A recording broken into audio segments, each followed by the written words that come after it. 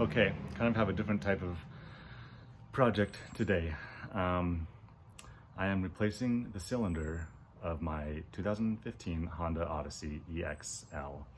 This is the fourth generation, so it's like 2011 to 2017, I think. This isn't my specialty, but bought the car, so the cylinder is in the door right here.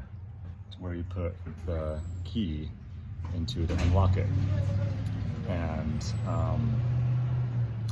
it's broken. This is the old one. I bought a new one online, and I'm replacing it. And there's 0 videos on YouTube on how to replace it. Usually I do that, okay? But there are no videos for this generation, this model. I'm just wearing hats because I usually do, but there's no videos on how to do this specifically. I found a video that is kind of helpful for the actuator, this the white thing in here. I don't even know if you can see it, the white thing down there. But so what I've had to do is you can find videos on taking it off the door. So you can find videos on taking it off the door. That's not a big deal. So you find that. I had to, let me stop and switch. So I had to take off, not entirely, but loosen up the actuator, which is unplug here. There's a screw here, right here. There's 3 screws for the Allen wrenches here. And I kind of took that off. There's a bolt right in here for the actual cylinder, right down here. Yeah, it's not in right now.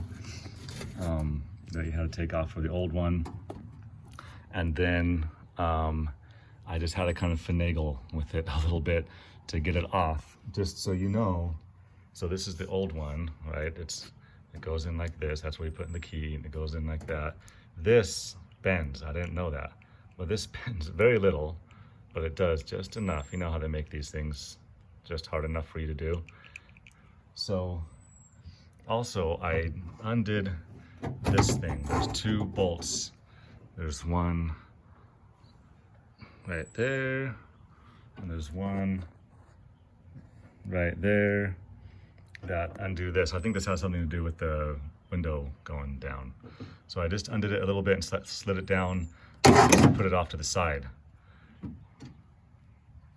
And now I'm putting it back in, and I kept this loose, and I just had to finagle.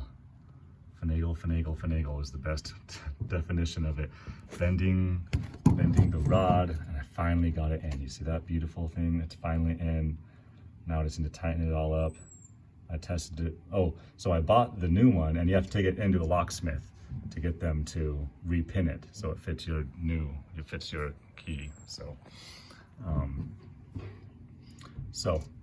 this is not the best, perfect 100% video out there, but I think it's the only one for now to help you get the cylinder in if it ever breaks.